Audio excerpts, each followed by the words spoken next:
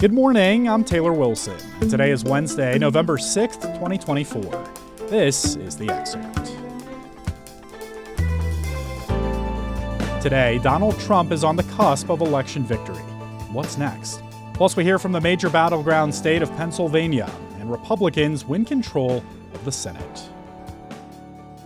It was a long election night and ballot counting continues, but as of 4 a.m. Eastern Time, Republican nominee Donald Trump is all but guaranteed to return to the White House. Trump won North Carolina, Georgia, and the coveted prize of Pennsylvania, three critical swing states. Results were still too close to call in Arizona, Michigan, Nevada, and Wisconsin, though Trump held leads in all four. Trump spoke to supporters with a victory speech that lasted some 25 minutes, well after 2 a.m. Eastern Time, at the Palm Beach Convention Center in Florida. Echoing comments he made on the campaign trail, Trump credited his, quote, political movement, unquote, for winning a second term in office. We made history for a reason tonight, and the reason is going to be just that. We overcame obstacles that nobody thought possible, and it is now clear that we've achieved the most incredible political thing. Look what happened. Is this crazy?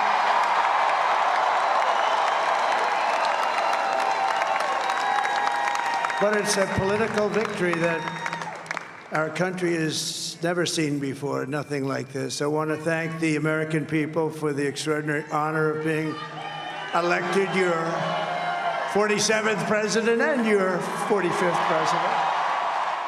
Meanwhile, Democratic nominee Kamala Harris did not see the kind of support she had hoped for, and she decided not to address supporters gathered at Howard University in Washington, D.C. for her election night party. She plans instead to address voters later this morning. Trump's late-night win in Pennsylvania came after many expected we might have to wait longer to know a winner in the Keystone State. And it was seen by many as a must-win for either candidate in order to win the White House. USA Today national correspondent Sarah D. Wire was on the ground in Philadelphia to put some of what she saw in context. Sarah, thank you so much for hopping on during this election night. Thanks for having me. So, Sarah, just to tell us where you're joining me from and set the scene for us, if you would. How smoothly did things run there on Election Day?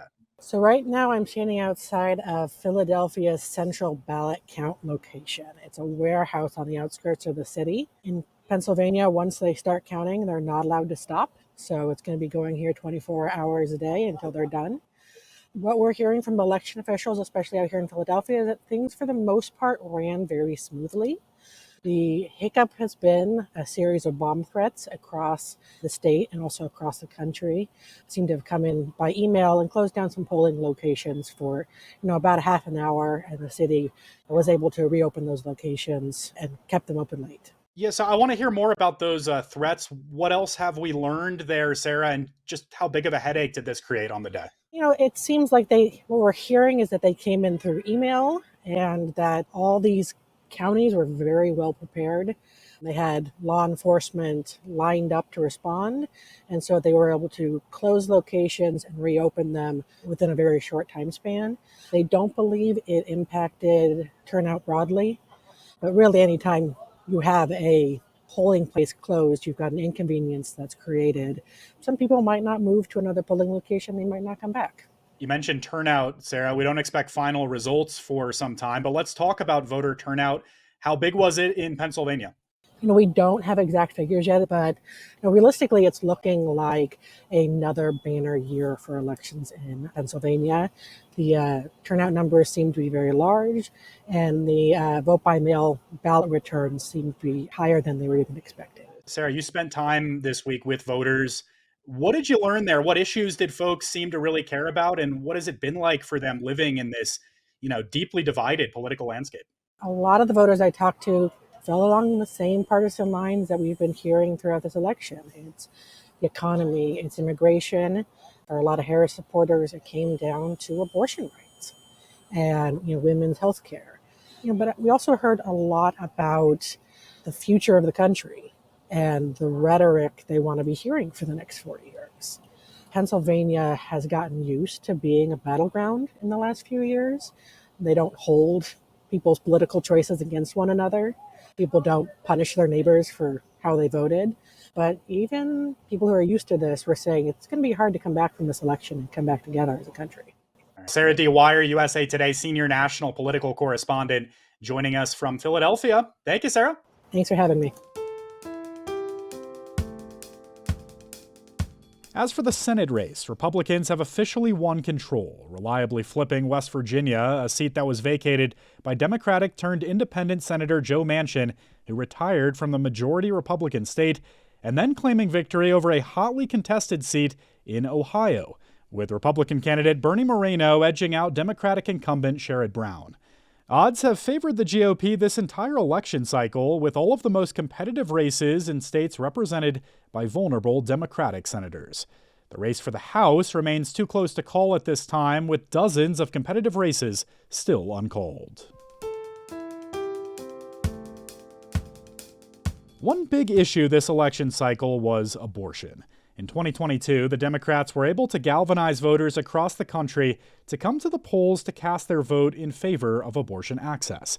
How much of a driver the issue was for voters in 2024 is yet to be seen, but several states, including Florida, had ballot measures that would have enshrined abortion rights for its residents. But Florida's abortion measure, Amendment 4, failed after not meeting the 60% threshold it needed to pass. On the other side, measures to protect abortion rights did pass in Arizona, Maryland, and New York. How the issue impacted voter turnout is something pollsters and USA Today reporters will be closely watching in the days to come. Facing a barrage of robocalls, political ads, and campaign outreach that some said felt like overreach, many pushed past election fatigue and headed out to the polls. My colleague Dana Taylor spoke with USA Today national news reporter Lauren Viagran about how some Americans felt as they cast their votes. It's good to have you on, Lauren. Hey, Dana. Were American voters optimistic as they headed to the polls yesterday, or was it more of a mixed bag?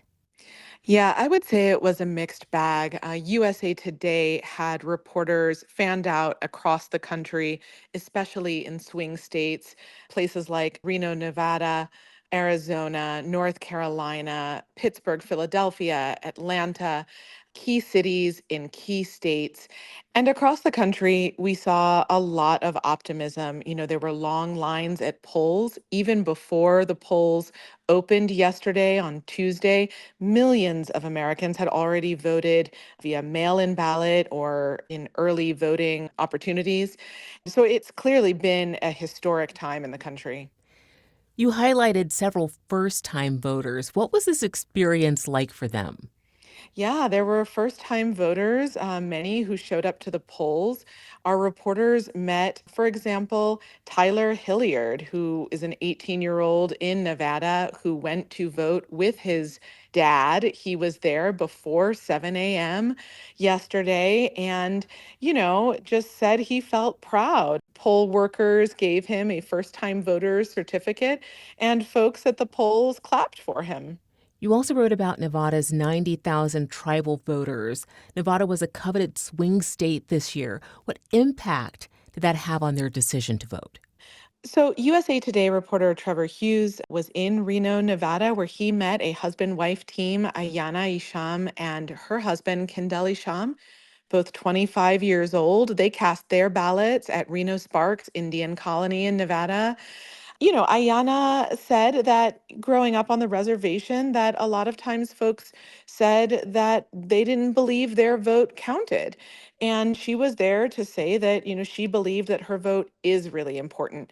There were folks across swing states, Dana, who were keenly aware that every single vote, especially in these states, was going to count toward the outcome of this election. Lauren, we've talked a lot this year about how politics have divided the country. One of the candidates was the target of 2 assassination attempts. What role did that play? USA Today reporter Philip Bailey was in the field in North Carolina, where he met voter Laura Lindsay of Harrisburg. She's been a longtime Trump supporter, but her husband is a registered independent and wasn't planning on voting for former President Donald Trump until the first assassination attempt. That moment when Trump raised his fist and, there was blood around his ear, that really moved her husband. And they both cast their ballots, and he changed his mind and voted for Trump in North Carolina, another swing state. The big question on everyone's mind is whether voters will accept the outcome of the election. Did you get a sense of which way people are leaning? Folks who reporters spoke with at the polls leaned towards saying they were going to accept the results. There were some who would repeat what we've all often heard on the campaign trail, particularly from Trump supporters, that if the election is kind of quote unquote fair and free, they will accept the results. There are Republicans who said they were worried Democrats wouldn't accept the results if Harris loses, and Democrats who said they were concerned that Republicans won't accept the results if Trump loses. So, as we head into today and tomorrow and continue to wait for the results of this election, I think, how Americans ultimately accept whether the election was free and fair is really going to be something that's going to evolve this week. Lauren, thank you so much for being on the Excerpt. Thanks, Dana. You can read more on what voters shared about their experience at the polls yesterday with a link in today's show notes. And for more election results and news throughout the day and week, stay with usatoday.com and right here on The Excerpt.